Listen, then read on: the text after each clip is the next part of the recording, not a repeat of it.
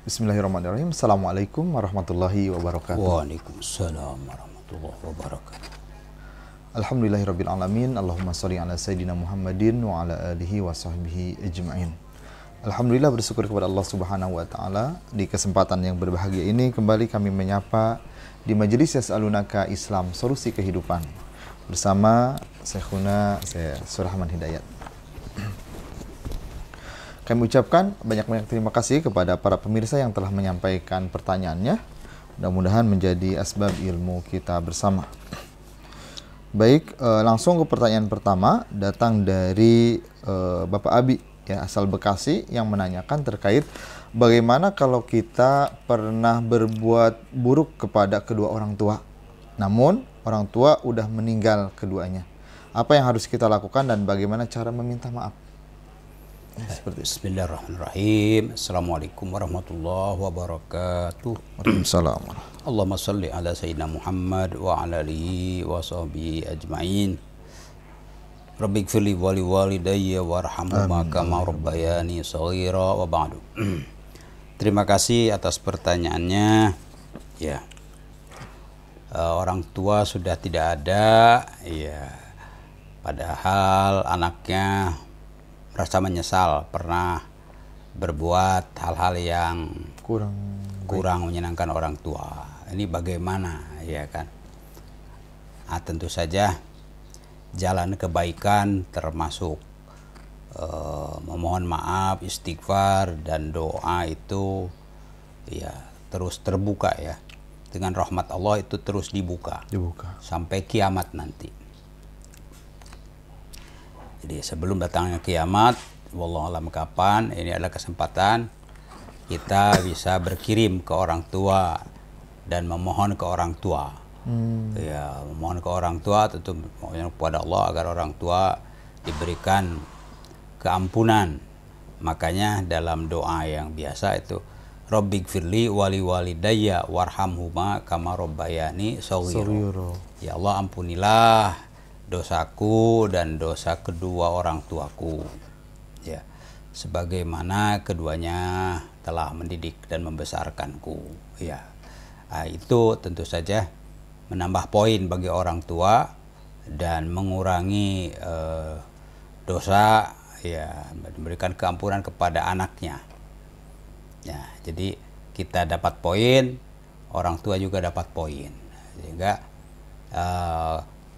kurangnya kita pernah berbuat salah ke orang tua, mudah-mudahan dengan tambahan poin kita memohon ampunan pada Allah untuk kedua orang tua, doa itu bisa menutup, kan begitu, ya, ibaratnya minus jadi plus, begitu kan. Itu ya bisa juga kita bersedekah jariah yang pahalanya untuk kedua orang tua.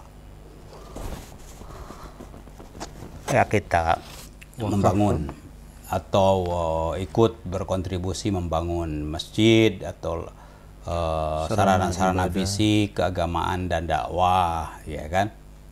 Nah, itu kan sedekah jariah. Terus mengalir, ya.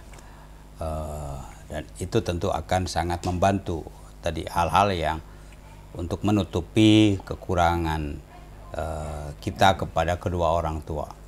Jadi perbanyak doa, Rabbighfirli wali walidayya warhamhuma kama rabbayani shaghira.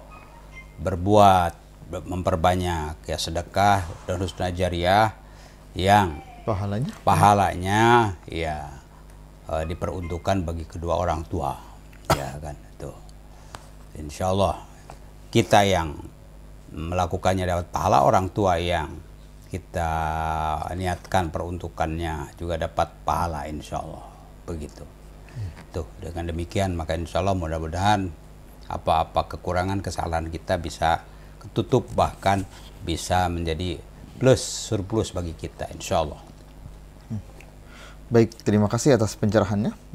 Pertanyaan berikutnya datang dari Bapak Endang asal Bekasi yang menanyakan bagaimana cara yang benar dalam utang piutang. Ya, apakah saya berdosa kalau saya tidak menghadirkan para saksi ketika saya meminjam sebagian uang kepada orang lain? Apakah harus ada saksi atau seperti apa? Ya, bab hutang piutang ini sangat penting ya, sangat menentukan ya.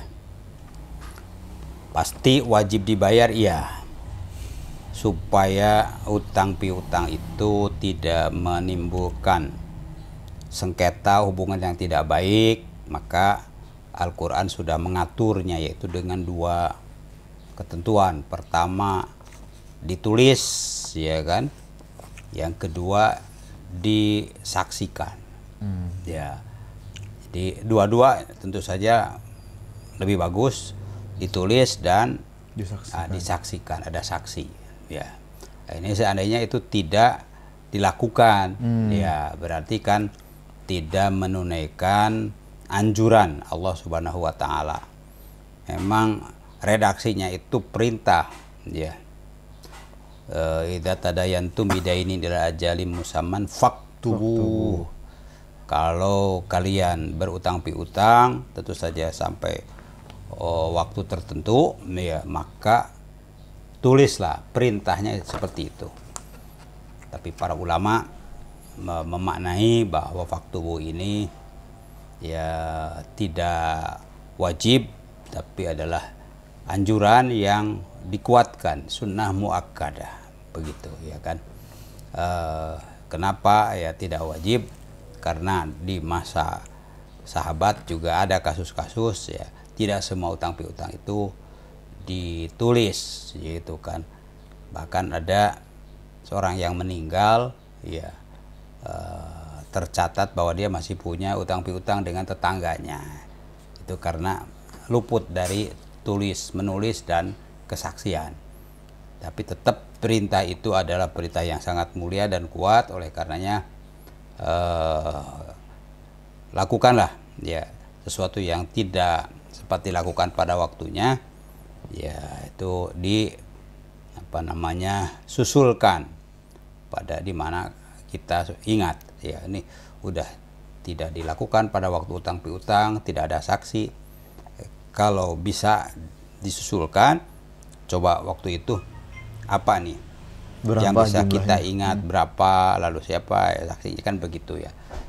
Jangan sampai blank sama sekali, kan begitu ya, takutnya sebab lupa. Kalau blank itu bisa salah seorang itu lupa, atau dua-duanya lupa, atau ada godaan setan juga, udah gak usah dibayar, orang nggak ingat kan, ya udah ingat akui saja berapa, kan begitu. Lama kelamaan lupa juga. Ini sesuatu yang berbahaya, memberi ruang bagi setan untuk yang merusak, ya kan. Dan itu sangat fatal nantinya.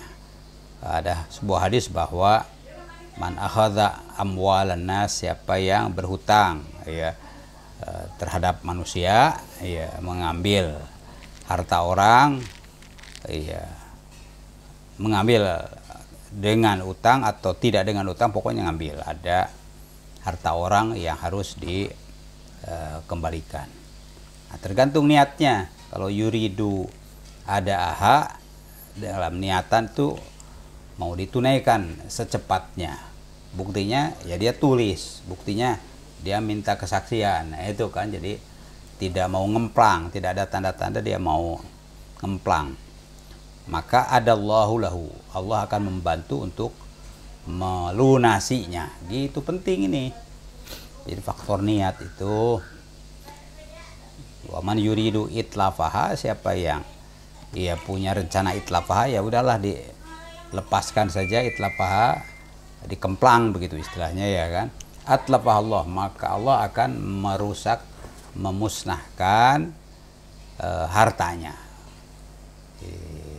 Pantasan mungkin seseorang tuh kalau Allah sudah takdirkan diitlaf hartanya, bukan hanya dia tidak mampu bayar utang, bahkan mungkin usahanya yang lain juga serba sulit gitu, ya kan.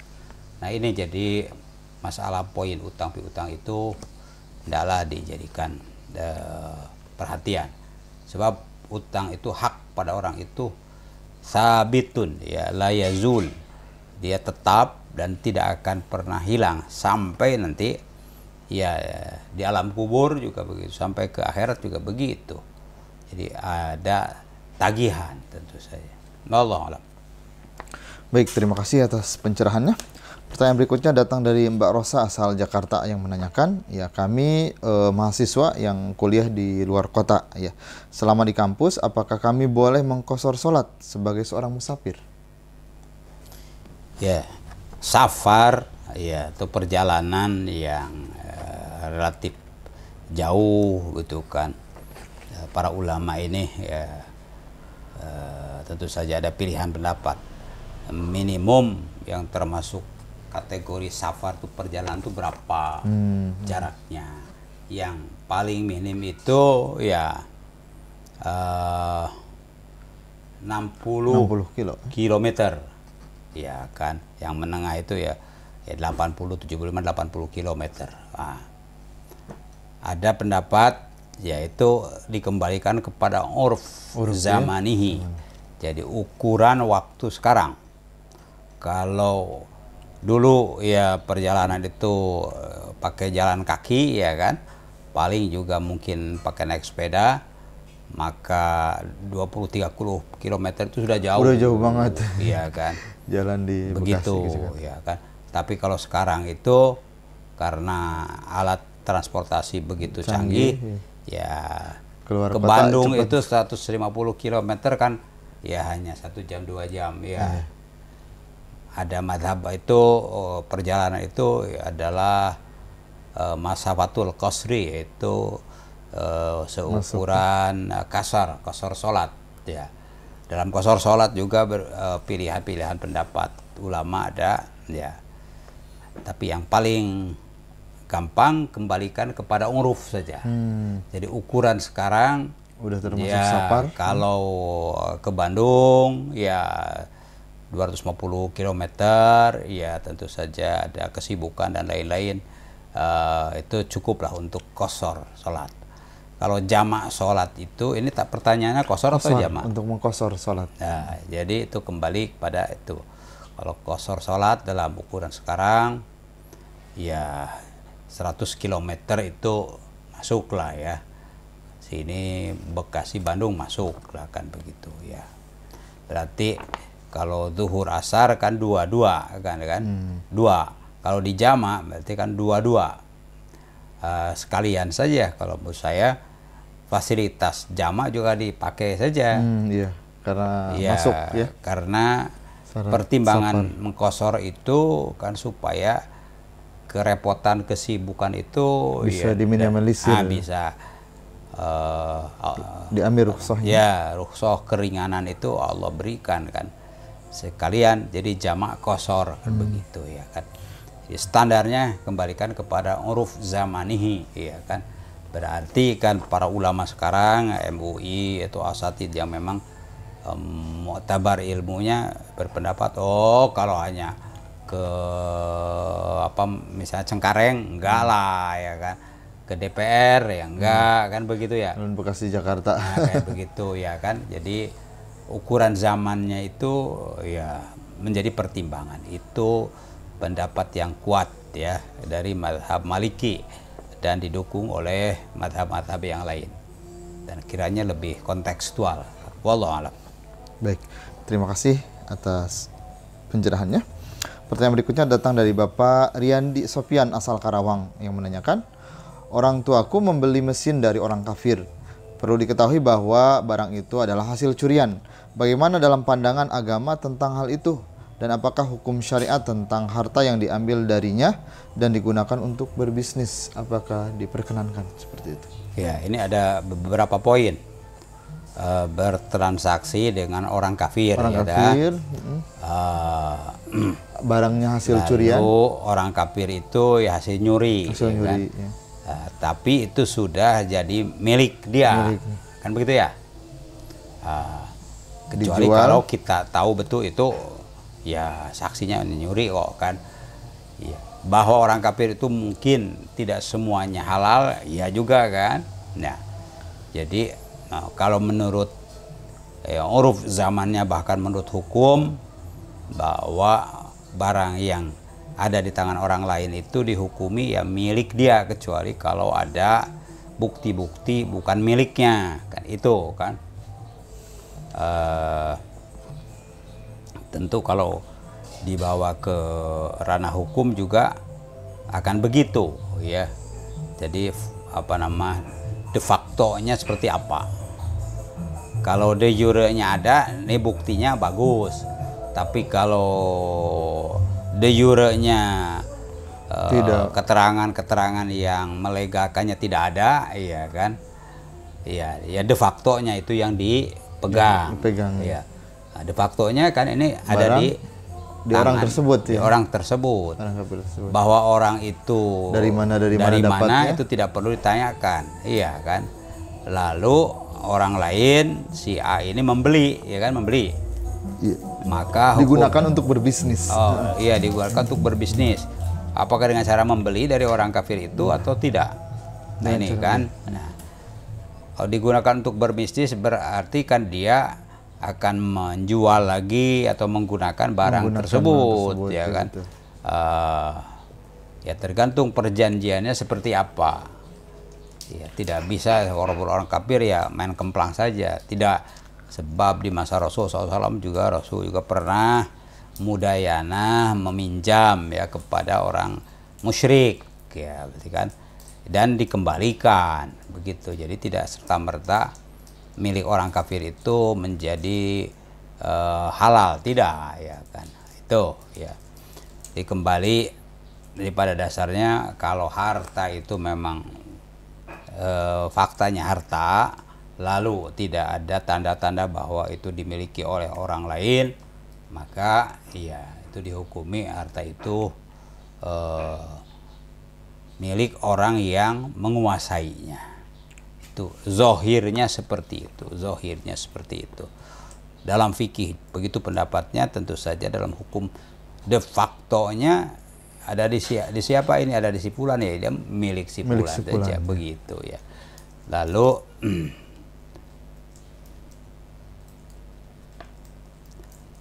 itu dari sisi posisi uang itu berarti harus ditunaikan haknya, ya kan. Jadi untuk bisnis ya itu tentu nanti hasilnya seperti apa itu urusan lain, tapi yang penting kaitannya dengan seseorang itu ya harus ditunaikan. Kalau dia pinjam ya tentu saja pinjam harus ditunaikan. Kalau membeli harganya tentu saja harus dibayar. Kalau sewanya harus dibayar, begitu ya kan. Iya. Baik, terima kasih atas pencerahannya.